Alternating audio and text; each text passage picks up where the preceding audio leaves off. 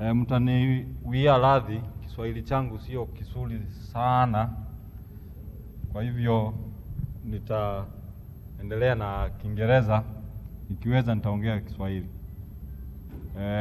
Shirika liko Zambia, lakini mimi ni Mkenya, kwa hivyo ndio maana Kiswahili si kibaya sana, lakini si kizuri sana. So I'm here to speak about a topic that since morning few people have mentioned about it, and this is about on-site sanitation. We know that most of the water companies, their work mostly rely on supply of water and sewerage services. But there is another aspect that is within their mandate, but is not usually very profound. It's not very familiar with most of the actors of the water sector, and that is the on-site sanitation. So I'm here to speak about how can we improve the way we manage on-site sanitation. How can we bring more actors into the management of on-site sanitation? How can we collect data that we can use to help us manage on-site sanitation? So I'm going to present a tool that we shall see. It's called Sani-Tracker. We are able to see how it works and how, as water service providers, as regulators, as other actors in the water services provision, we can use the tool to improve the management of on-site sanitation. So as I had said, ESAWAS is an association of water supply and sanitation regulators. We started with regulators from Eastern and Southern Africa, but now we have 2 more members from West Africa, so we now are almost covering the entire of Africa. So we have 2 main objectives. We bring members to capacity build each other and also to improve regional cooperation. That is why EWURA have come together today to continue that cooperation. So we encourage members across Africa, since we are facing the same challenges. When you go to Zanzibar, when you go to Tanzania, Kenya, Zambia, the challenges that you face here in terms of water services and sanitation issues are the same problems that South Africa, Nigeria, Ghana are facing. So we bring regulators together to see how they can learn from each other, how they can learn best practices from other countries, and how they can improve services in their own countries. So currently, as I had said, we have 14 members, and you can see Tanzania, Zanzibar is our members. So we have a challenge, as I had mentioned, in terms of sanitation management. If you look at these numbers, they are a bit worrying in terms of where we want to be by 2030. And 2030 is not very far away, it's only 5 years from now. So by 2030, SDG 6.2, we are supposed to have progressed to at least 80% of safely managed sanitation. And safely managed sanitation means a facility that is not shared by more than one household, a facility that separates the waste from human contact, a facility that is able to contain the waste, maybe later on for onward transmission to a treatment plant or to treat the waste in situ, like that. But when you look at the current situation in Africa mostly and many other countries in Asia and like that, we are still far away from achieving the goal of SDG 6.2. If you look at utilities that belong to Tanzania, like DAWASA, you can see we only have 12% of sewerage sanitation. This is data for 2022. 24% of the population that they serve relied on septic tanks. So in the service radar of sanitation, up to septic tank, is considered safely managed. So in terms of safely managed sanitation, DAWASA have only 36%. So the rest is either unsafely managed, basic sanitation, or even, in some cases, open defecation. When you go to Zanzibar, you can see Zanzibar is also at around 12%, but they have enough data that have shown that they have more safely managed sanitation, mostly because they have collected enough data on septic tanks, improved toilets, and such. So that's the difference between DAWASA and ZAWA. In terms of numbers, out of the population that is served by DAWASA, 8.17 million, you can only see is only around less than 3 million people who can be said to be having a safely managed sanitation. So the rest are in the others. So on this side, on top, we have the JMP, the Joint Monitoring Program that tracks the achievement of the SDG. So you can see in 2022 is the last bar. You can see almost 53% of Tanzania now as a whole, not utility-wise, as a whole, relies on limited, unimproved, or open defecation. So only around 47% of the entire population of Tanzania in the next 5 years will be said that they have achieved SDG 6.2. So you can clearly see the challenge that we have as actors in the water services, as regulators, as service providers, as anyone who is interested in water and sanitation. There's a big challenge. So how can we solve this challenge? Because now we have seen the challenge. How do we solve this challenge? So this situation that we have has been brought by a number of factors. Number one, our institutions are so much fragmented. There's WSPs, there's the regulator, there's the Ministry of Water, Ministry of Health, there is donors, all these institutions, but they are not speaking the same language. Everyone is interested in their own mandate, but they forget that the mandate that you have is a common mandate that is supposed to achieve a certain common goal. Then we have illegal dumping, no enforcement. And I'm sure it is here in Tanzania as well as it is in Kenya, Zambia, and any other countries.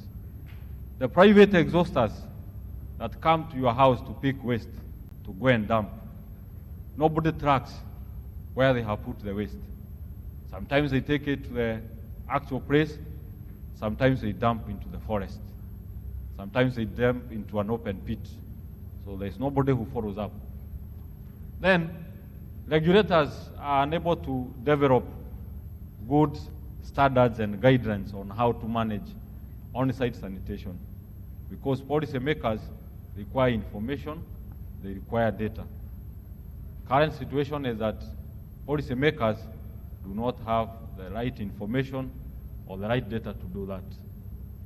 Also, as I had said, there are so many multiple actors with different interests. And for a very long time, it has not been very clear where on-site sanitation lies. Is it with the Ministry of Water? Is it with the Ministry of Health, for instance? Is it a hygiene issue?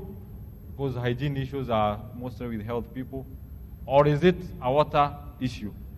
So there are so many actors and everybody has their own interest. Of course, the customers are the ones who are suffering out of this chaos. They don't have proper standards. The private exhausters, the private actors, they charge whatever they feel like. There is no regulated price. It is at least sewer has some standard prices regulated. Then of course, donors don't like vague stories. Donors invest their money where they can see what the money is doing. So there is a lack of investments because nobody can invest in an area that has no information, that has no data. So how do we answer these questions now that have come up? Who is responsible for this on-site sanitation? Who can be held accountable in case on-site sanitation leads to a disaster? And how do we equip these people with the right resources? How do we bring resources that can help us plan and invest for on-site sanitation?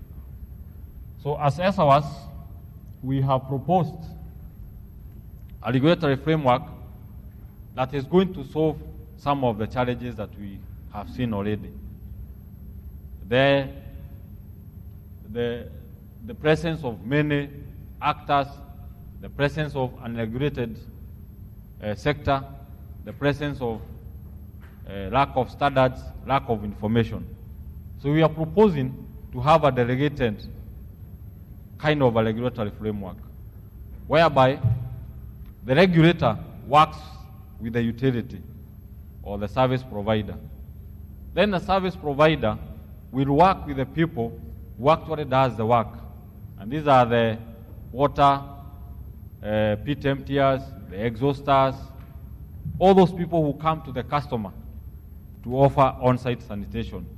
So the regulator will delegate their mandate to the service provider. Then the service provider is able to manage these private sector operators as they serve the customers.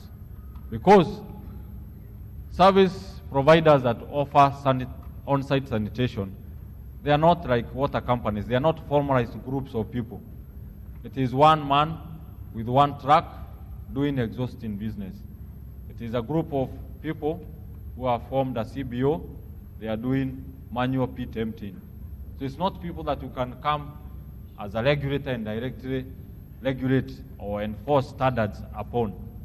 You need to have a different framework, a different approach, not the approach that you would have with a service provider. So as ESAWAS, we are recommending to have a delegated model that works and encompasses all the actors that are there for on-site sanitation, that brings all the people together for a collaborative aspect.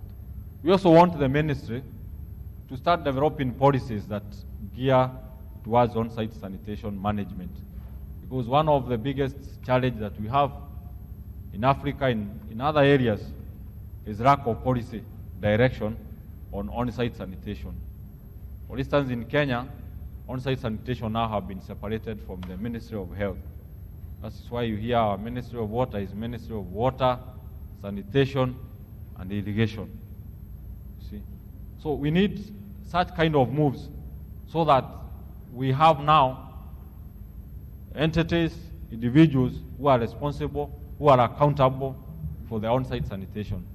Because when you go to health, they say our mandate stops at washing of hands, hygiene. So the toilets, the pit latrines, the septic tanks, nobody manages them. So we also need the ministry, the government at large, to come up with policies that can help us manage on-site sanitation. So ESAWAS, after looking at all these challenges, developed a tool called Sani-Tracker. Sani-Tracker is a digital tool that helps the management of on-site sanitation, basically by connecting the actors.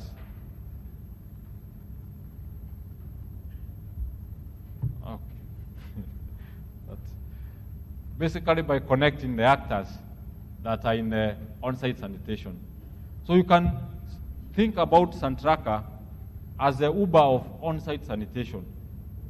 The way a customer who wants to go to the market requests a Uber is the same way that Sani-Tracker works in a nutshell. So if you have a customer who requires to empty their pit, or their septic tank. They have a mobile app, they have a website where they can go and say, I have a pit that requires emptying. Then the utility, as we had seen there, because they are the ones now responsible for managing the operators of the on-site sanitation, has licensed operators that are available in the app. So the individual is able to pick an operator that is near their premise. Then the operator will come, do the service. If it is an exhauster, they will pick the sludge. Then the WSP is able to track between the customer point to the dumping site where the sludge was dumped, what volume and what quantity, what quality. Then the utility is able to manage now that relationship between the operator and the customer by regulating the prices. So anyone who is operating through Sani-Tracker is operating through a regulated price. So there's a framework that is there. Then the regulator is able now to get information, data that they can use to improve on the standards, to improve on policies, to improve on guidelines. So you can think about Sani-Tracker as the Uber of sanitation. Just the way all the drivers in the Uber application are vetted before they give you services. And you don't have to work so hard to get a driver. You just go to your mobile phone, you say, I want to move from point A to B, and then you get the service.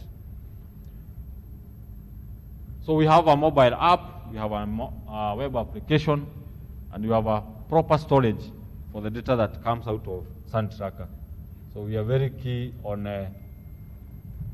data protection.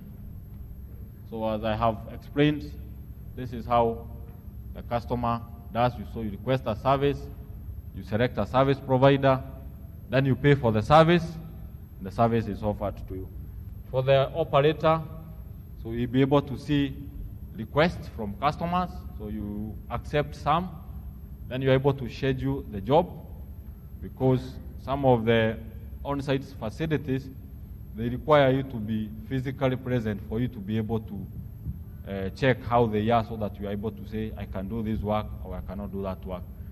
Then you provide the service, then you are able to request for dumping to a WSP or a treatment that is owned by a WSP. So for utilities, they are going to vet the operators, so they are going to have licenses. They are going to, in case there is a dispute between the operator and the customers, you are able to resolve that problem. Then, of course, you have the enforcement or the oversight on behalf of the regulator. Remember, we said we are working on a delegated model, so the utility is able to offer that enforcement or oversight. The regulator is able to get data for the entire country, on-site information that they can use now to improve their policies and guidelines. So these are the benefits. So we are trying to improve decision-making across the sector on terms of how on-site sanitation is managed. So we have Sani-Tracker in Kenya. That's why we are piloting. So we have already piloted in 3 WSPs. So if Tanzania wants to pilot, we cannot say you are piloting. The hard work has already been done for you. So the lessons have been learned, the improvements have been made, so you are going to get a more improved version of Sani-Tracker than we have. So what do we need to do? I know we have many utilities here. So if you want to use Sani-Tracker, you ask EWURA to give you permission to onboard Sani-Tracker. Then you identify sites that you can use Sani-Tracker. Then you have to ask the operators that are in your area for buy-in, because you can see it is through the operator that the customer is getting service. Then after that, you ask ESAWAS to come and give you a demo and explain to you the technicalities, the technical aspects, the technical specifications of the system, and you start running Sani-Tracker in your in your jurisdiction or where you operate. So this is what you want to do as a utility, so you can schedule a technical demo, but through your regulator. And Sani-Tracker can also be integrated to the billing system. Actually, we don't want the customer to get many tools. Even the tools that you have, if you have a customer app that is already existing, Sani-Tracker can be integrated into it so that the customer can get information from one app, but the processing is done maybe through an external server, then the information is brought back. So we can integrate in your systems and you start using Sani-Tracker. Finally, we are trying to see how we can make a business out of it, because without the money, the system will not last for long. So we want to see how you can see maybe $10 a month for every operator, and the operator maybe will make that money within a day. So we invite you to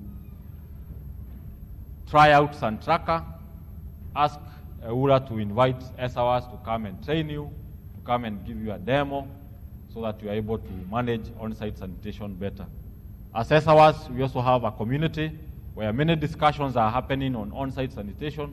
So you can visit our website and you can join this community so that you'll be able to be seeing more and more lessons across Africa on what other people are doing in terms of water, sewage services, and also on-site sanitation. Asanteni sana. Shukran. Jamani, makofi tena kwa ndugu Joshua. Sawa. Sasa baada ya lunch nafikiri chakula kinaanza kuyeyuka au ni uchovu, basi tusimame kidogo tena. Wakati huo